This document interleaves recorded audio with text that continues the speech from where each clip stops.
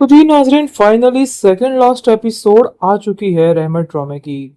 आप देखिए कि किस तरीके से जो कुछ रुमैसा करती आई है, आज तक अलीजे को चढ़ाती आई है और उसके साथ फजूल फजूल हरकतें करती आई है। आज वही चीज उसके बेटे पे आ गई है, जिसकी वजह से उसका बेटा काशिफ कहता है कि आज मुझे महसूस हो रहा है कि क्या तकलीफ होती होगी अलीजे आपी को जब आप उनको चढ़ाती थी। ये सारा कुछ आपका ही किया धरा है। आपने उनको तरह तरह की बातें की, उनके साथ इस किस्म का सलूक किया, तो आज देखिए उनका क्या हाल है और वो कितनी सुकून से हैं और आपका बेटा कितनी तकलीफ में। जिसको सुनकर रुमैसा रोने लग जाती है और हाथ जोड़कर माफी मांग लेती है और कहती है कि हाँ, वाकई मुझे आज इस चीज का एहसास हो गया है कि मैंने बहुत बड़ी गलती कर दी अलीजे पर इस तरह की हरकतें और इन लोगों पर बहुतान लगा के। आगे से आप देखेंगे कि आलम भी कहता है कि मैं तो तुम्हें पहले ही कहता था, लेकिन पता नहीं क्यों तुम्हारे दिमाग में कोई चीज नहीं आती थी और तुम हर सारी जिंदगी इनके पीछे लग के अपने बच्चों की तरफ ध्यान देना ही छोड़ गई थी। लेकिन देखो आज मेरे बच्चे कितने खुश और आबाद हैं और आज तुम्हारा काशिफ क्या हाल हो गया इसका। खैर जी, आप देखेंगे कि बारी जो है वो इस चीज पर, जैसा कि आपने देखा, कि अटक गया है, लेकिन अब ही इसका सारा मामला सुधरने वाला है।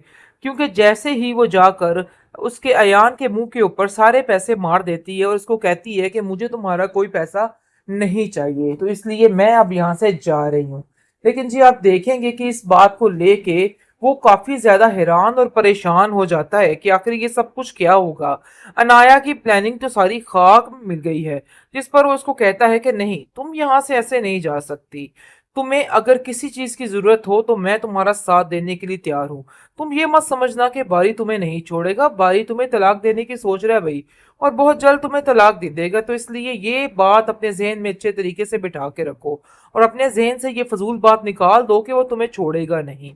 ये बात तो बिल्कुल तय है। लेकिन जी आप देखेंगे कि वो कहती है कि तुम्हारी हिम्मत कैसे हुई मेरे साथ इस किस्म की गुफ्तगू करने की। मुझे पता है मैंने क्या करना है और मैं एक लफ्ज भी बारी के खिलाफ नहीं सुन सकती। ये बात तुम अपने जहन में अच्छे तरीके से बिठा के रख लो। जिस पर वो काफी चीखो पुकार करता है, लेकिन जी बहुत बुरा हश्र करके परिशे वहां से निकल जाती है। दूसरी तरफ बार बार एक ही बात कह रहा है बारी का बाप कि मैं इस बात का यकीन नहीं कर सकता कि परिशे कोई इस तरह का काम कर सकती है। मुझे परिशे पे पूरा यकीन है। हमारे ही समझने में कोई गलती हो गई है बारी। ये बात तो तुम अपने जहन में अच्छे तरीके से बिठा लो।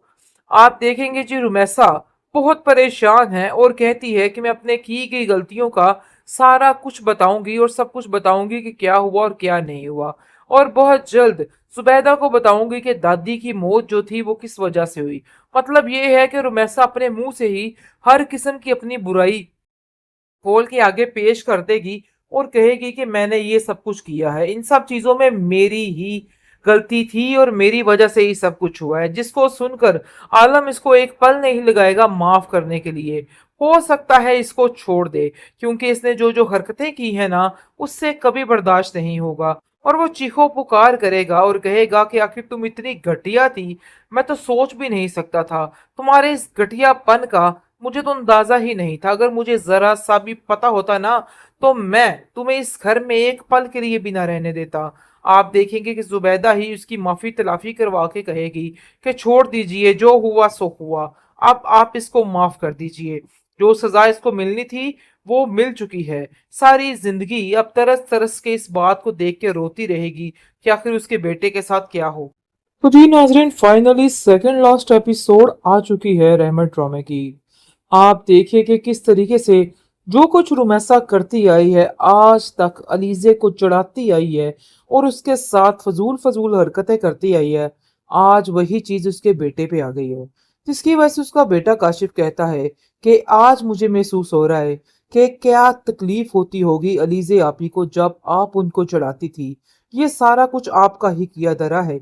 आपने उनको तरह तरह की बातें की, उनके साथ इस किस्म का सलूक किया, तो आज देखिए उनका क्या हाल है और वो कितनी सुकून से हैं और आपका बेटा कितनी तकलीफ में।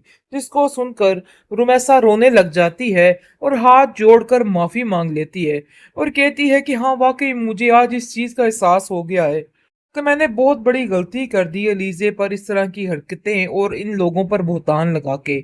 आगे से आप देखेंगे कि आलम भी कहता है कि मैं तो तुम्हें पहले ही कहता था, लेकिन पता नहीं क्यों तुम्हारे दिमाग में कोई चीज़ नहीं आती थी और तुम्हारी सारी ज़िंदगी इनके पीछे लग के अपने बच्चों की तरफ ध्यान देना ही छोड़ गई थी।